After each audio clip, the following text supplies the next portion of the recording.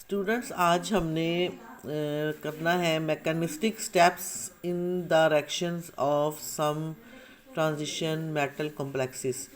यानी transition metal complexes जो है वो कितने टाइप्स के जो है वो रिएक्शंस आपको देते हैं, किस तरह से ये रिएक्ट करते हैं। इनमें तीन तरह के फंडामेंटल रिएक्शंस हैं, तीन फंडामेंटल टाइप्स हैं इनके रिएक्शंस की। और जिसमें जो है वो पहला जो है वो है लिगेंड डिसोसिएशन एसोसिएशन या लिगेंड एक्सचेंज भी हम इसे कहते हैं। तो नाम से पता चलता है कि लिगेंड डिसोसिएशन एसोसिएशन, एक कॉम्प्लेक्स में जो लिगेंड्स मौजूद होते हैं उनमें से एक लिगेंड जो है वो पहले डिसोसिएट होता है, यानी निकल जाता है, और उसकी जगह कोई दूसरा नया लिगेंड जो है वो कॉम्प्लेक्स में आकर लग जाता है, एसोसिएट हो जाता है। यानी एक्सचेंज होता है, एक लिगेंड की जगह दूसरा लिगेंड आके लग जाता है, तो इसे हमें लिगेंड एक्सचेंज भी कहते हैं या लिगेंड डिसोसिएशन एसोसिएशन भी हम इसे कहते हैं। और इसमें जो है ये देखें, जैसे मैंने ये एक एग्जांपल जो है वो लिखी है, रोडियम का कॉम्प्लेक्स है। ये हमने कल भी ये कॉम्प्लेक्स, यही कॉम्प्लेक्स स्टडी किया था।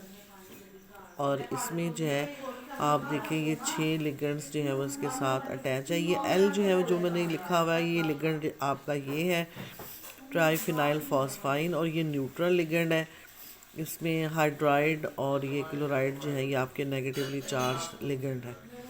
तो यहाँ पर जो है ये एक रिएक्शन है, इसमें आप अल्कीन के साथ जब इसको आप रिएक्ट करते हैं तो इसका अल्कीन के साथ जो है वो ये देखिए ये कॉम्प्लेक्स जो है वो बनता है। ये एक लिगेंड जो है यहाँ से निकल जाता है, डिसोसिएट हो जाता है, और एक दूसरा लिगेंड जो है वो आकर यहाँ पर इसके साथ बॉन्डिंग कर लेता है। एरो से ये हम बता रहे हैं कि यहाँ पर जो है वो कॉम्प्लेक्स बना रहा है, और ये जो है वो पाई कॉम्प्लेक्स जो है वो बनाता है। इस कॉम्प्लेक्स को पाई कॉम्प्लेक्स भी कहते हैं। और ये जो रिएक्शन है पूरा, यानी ये आपका रिएक्टेंट और ये जो प्रोडक्ट है, ये 2 स्टेप में होता है रिएक्शन।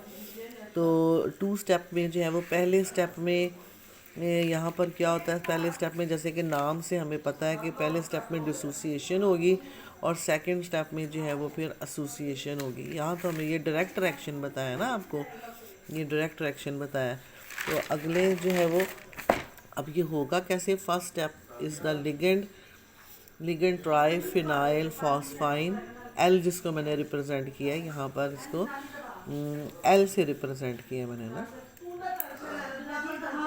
एल से, ठीक है। जो यहाँ पर एल है लिगेंड, ये डिसोसिएट, फर्स्ट स्टेप में ये लिगेंड एल जो है वो डिसोसिएट होता है, and this lead to a complex in which rhodium has only 16 electrons and is coordinatively unsaturated.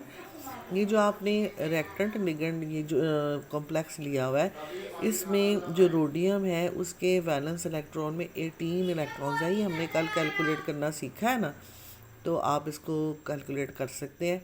इसके वैलेंस इलेक्ट्रॉन में 18 इलेक्ट्रॉन्स है और ये फुली सैचुरेटेड है, नोबल गैस कन्फिगरेशन है इसकी। तो यहाँ से जो है वो एक लिगेंड जो है वो पहले डिसोसिएट हो जाता है। तो जब डिसोसिएट होता है तो अपने 2 इलेक्ट्रॉन जो शेयर कर रहा था वो भी इसके साथ चले गए। तो 18 से अब जो है वो रोडियम के वैलेंस इलेक्ट्रॉन में रह गए 16 इलेक्ट्रॉन, और ये अनसैचुरेटेड हो गया, सैचुरेटेड से अनसैचुरेटेड हो गया। अनसैचुरेटेड हो गया तो उसका मतलब ये रिएक्टिव हो गया। अब इसको इलेक्ट्रॉन डेफिशिएंट हो गया ना ये, तो अब ये रिएक्टिव हो गया ये। तो ये जो है वो लिगेंड यहाँ से डिसोसिएट हो गया। अगर ये रेक्टिव, अगर ये सैचुरेटेड रहेगा तो फिर तो उसको रेक्ट करने की ज़रूरत ही नहीं है ना, उसके पास तो पूरे इलेक्ट्रॉन्स हैं। तो पहले जो है ये क्या हुआ, पहले ये अनसैचुरेटेड हुआ, रेक्टिव हो गया। अब यही जो है ये जो 16 इलेक्ट्रॉन कॉम्प्लेक्स है, ये मैंने यहाँ पर ये सेकंड स्टेप में ये लिखा है, ये 16 इलेक्ट्रॉन कॉम्प्लेक्स है। अब दूसरा लिगेंड जो है वो यानी अल्कीन जो है वो इस रोडियम के साथ अपने इलेक्ट्रॉन शेयर करती है और यहाँ पर इसके साथ ये कॉम्प्लेक्स बना लेती है। तो फिर इसके जो है वो 2 इलेक्ट्रॉन्स फिर यहाँ से आ जाते हैं, तो 16 प्लस ये 2 यहाँ से आए, फिर 18 इलेक्ट्रॉन हो जाते हैं। तो ये रोडियम जो है वो फिर सैचुरेटेड हमारे पास हो जाता है, और ये जो कॉम्प्लेक्स हमारे पास बनता है बिटवीन रोडियम एंड अल्कीन, ये जो है this is called the pi complex. ये पाई कॉम्प्लेक्स जो है वो कहलाता है। ठीक है। अच्छा, तो ये हमारी फर्स्ट टाइप थी रिएक्शन की। उसके बाद जो दूसरी टाइप है वो हमारे पास दूसरी टाइप जो है वो है इंसर्शन एंड डी इंसर्शन। अब इंसर्शन डी इंसर्शन जो है वो डिसोसिएशन एसोसिएशन से डिफरेंट है। इंसर्शन का मतलब होता है इंसर्ट हो जाना, अंदर दाखिल हो जाना। ठीक है। और डी इंसर्शन का मतलब होता है बाहर निकल आना। तो इंसर्शन और डी इंसर्शन, तो इसमें क्या होता है कि unsaturated ligand such as alkene can undergo insertion into a bond between metal of a complex and a hydrogen. ये लाइन इम्पॉर्टेंट है कि आपका जो लिगेंड जो हुआ, आपका अल्कीन जो भी लिगेंड है वो रोडियम और हाइड्रोजन के दरमियान इंसर्ट हो जाता है। और ये रिएक्शन जो है वो रिवर्सिबल रिएक्शन होते हैं। अब ये एग्जांपल है मेरे पास, ये जो अभी हमने पीछे कॉम्प्लेक्स बनाया ये वही है पाई कॉम्प्लेक्स। इसमें रोडियम के 18 इलेक्ट्रॉन्स हैं। ये जो है वो अल्कीन ने जो है वो पाई कॉम्प्लेक्स इसके साथ बनाया हुआ है। ठीक है। अब ये जो पाई कॉम्प्लेक्स बना हुआ है ये जो है वो देखो इस हाइड्रोजन और इस रोडियम के दरमियान यहाँ पर इंसर्ट हो जाएगा। ये देखो फॉरवर्ड डायरेक्शन इंसर्ट, वो जो हाइड्रोजन है ये बॉन्ड ब्रेक होके CH3 यहाँ पर हमारे पास आ जाएगा। ये CH3, तो यहाँ वो हाइड्रोजन और रोडियम इन दोनों के दरमियान ये CH2 जो है वो यहाँ पर इंसर्ट हो गया इन दोनों के दरमियान। तो वो हाइड्रोजन तो आ गया, यहाँ ये वाला जो हाइड्रोजन जो 2 इलेक्ट्रॉन दे रहा था वो तो आ गया इसके अंदर। तो अब कितने हो गए लिगेंड, 1 2 3 4 5 5 हो गए। तो यानी 2 इलेक्ट्रॉन कम हो गए ना, पहले 6 थे, 1 2 3 4 5 6 12 थे।